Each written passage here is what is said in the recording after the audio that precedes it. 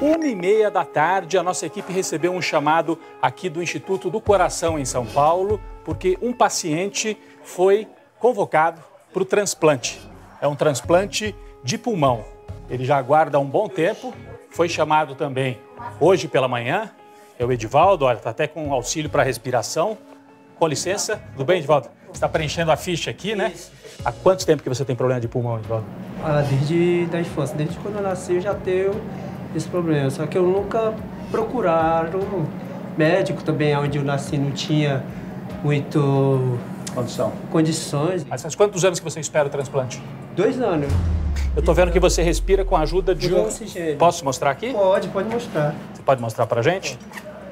Você precisa dessa máquina para respirar. Isso. 100% do tempo. Sim, no momento sim, 24 horas. Eu tenho um cilindro em casa maior que eu encho esse com ele, né? Tem que ir pro transplante.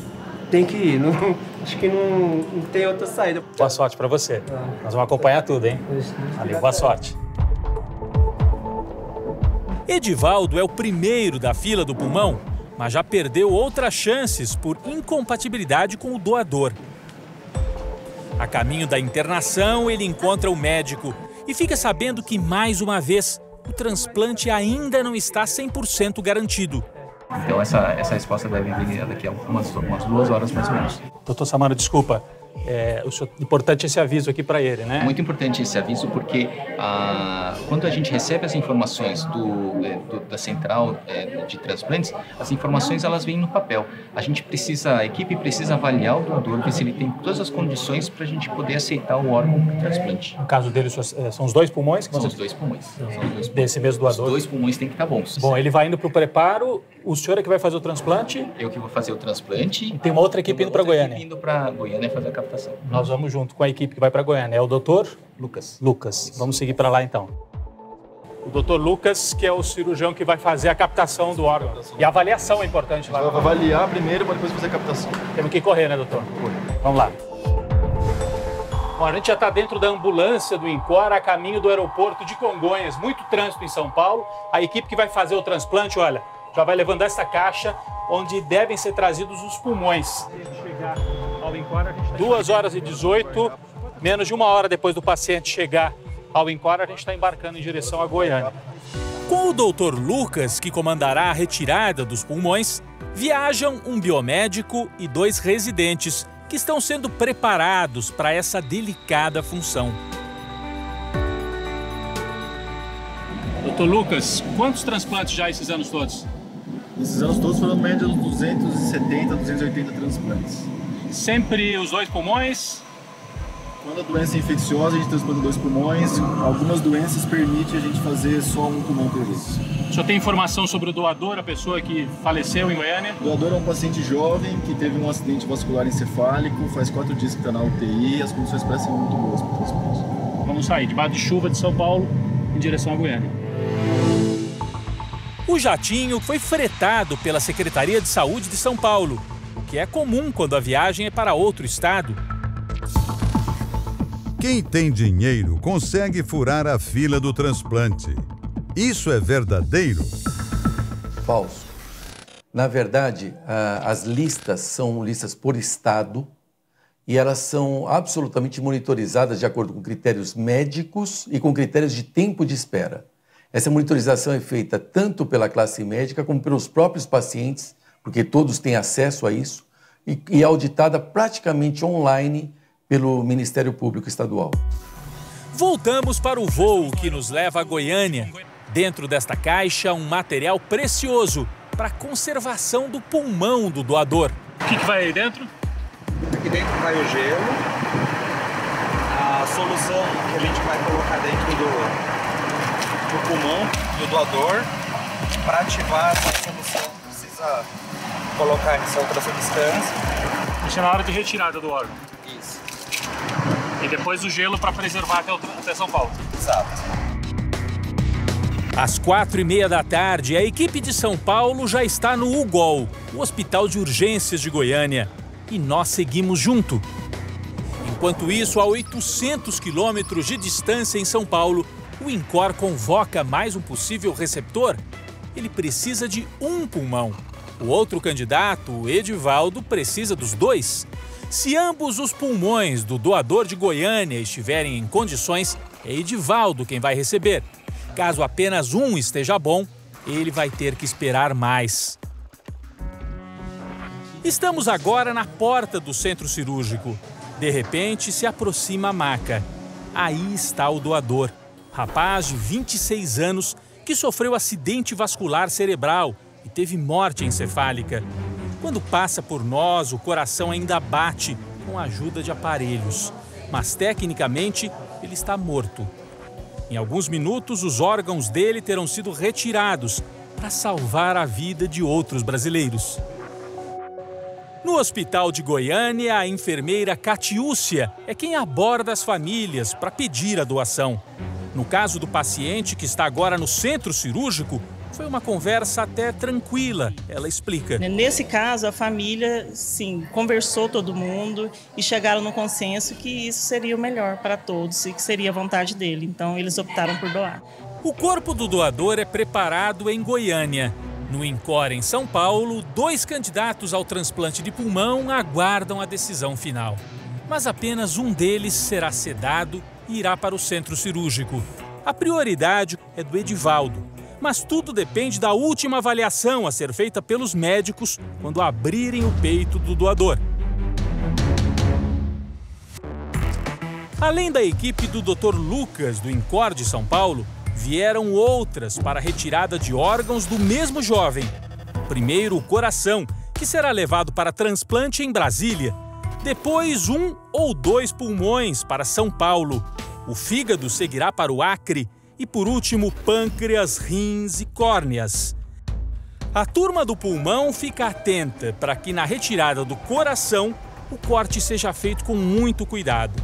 Disso dependerá o sucesso, mais tarde, da reimplantação dos 2 órgãos. O que a gente precisa, igual eu falei, a gente precisa de um pedaço de átrio, né? Então, a gente precisa de pelo menos de meio a 1 centímetro.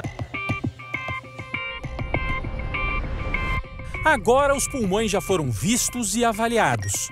Às 18 horas e 58 minutos, o Dr. Lucas dá a notícia para São Paulo. O pulmão tá bom, pode pedir para anestesiar o receptor.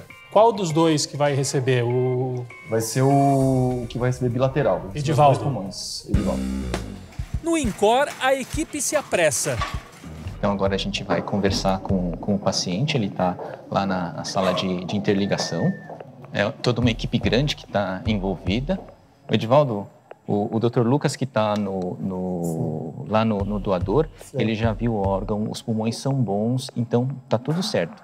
A gente vai começar o procedimento para você, tá bom? Tá bom? Tá, nós vai dar tudo certo. Vai dar pra certo. Para vocês na cirurgia e para mim que você transplantado. Em Goiânia, começa a retirada dos pulmões do doador. Não podemos acompanhar. De longe, ouvimos fragmentos da conversa. Tem compressa pequena ou uma gaze? Quer passar uma fita cardíaca aqui? Os pulmões só resistem 6 horas fora do corpo.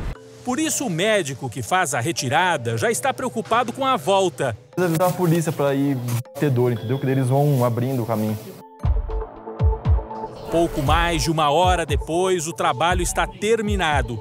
Numa das caixas que saem do centro cirúrgico em Goiânia estão os pulmões, que serão levados para São Paulo.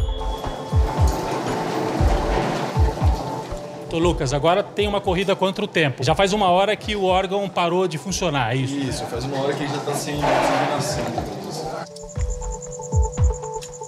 Choveu aqui, acho que choveu do ano, entendeu? Árvore caída, diz que o cenário tá de terror aqui, a rua. Estamos saindo com o bombeiro para ver se a gente ganha um pouco de tempo, mas deve demorar um pouco para chegar aí, tá bom? São ações simultâneas. Os bombeiros abrem caminho para a equipe médica no trajeto até o avião. E a 800 quilômetros de Goiânia, Edivaldo vai para o centro cirúrgico do INCOR. 9 horas da noite, a caixa com os 2 pulmões vai saindo agora do carro dos bombeiros e vai embarcar no avião a caminho de São Paulo.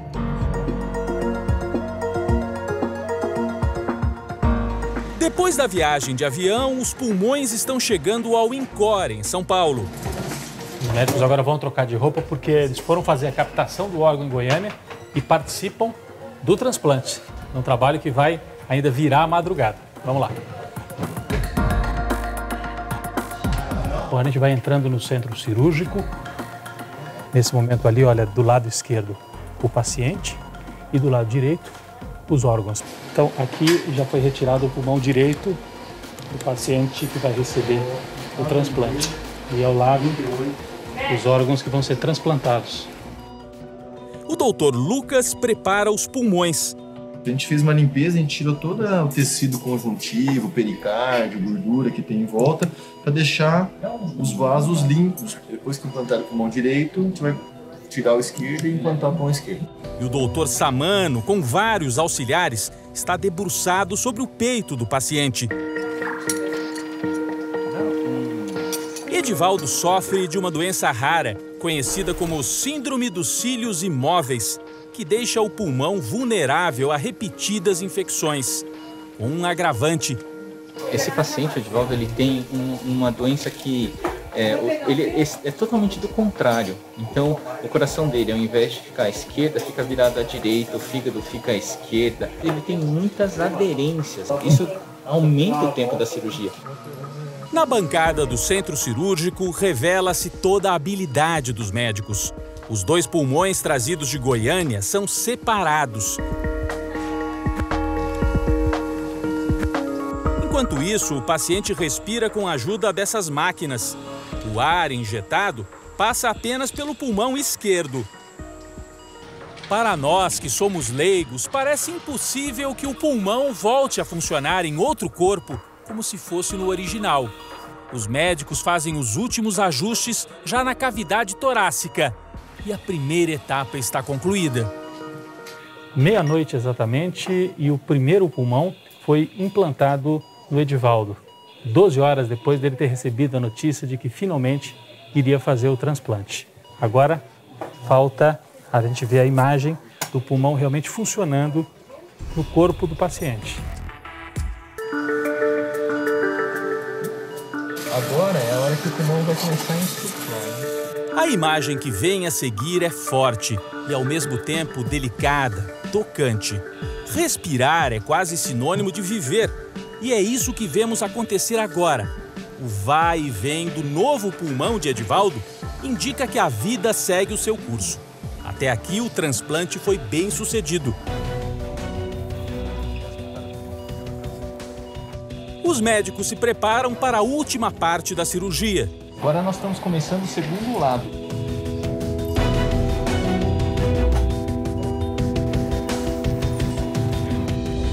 O doutor Samano saiu um pouquinho, o transplante ainda está acontecendo, agora já do segundo pulmão, né? Já do segundo pulmão. O que foi importante? Quer dizer, à 1 da manhã, o primeiro pulmão voltou a ventilar, é isso? Voltou a ventilar. Então, o ideal é que quanto menor o tempo, melhor. O pulmão ele recupera mais rápido. Então, o ideal é que a gente faça isso entre 6 a 8 horas. E esse primeiro pulmão, ele ficou somente 5 horas e 10 minutos entre sair lá do receptor e chegar aqui no nosso paciente. Então não vamos nem tomar muito tempo, porque a cirurgia vai continuar, o transplante vai continuar. Né? Vai continuar. A madrugada avança. Quase 4 horas depois do início da cirurgia, os 2 pulmões já estão em plena atividade.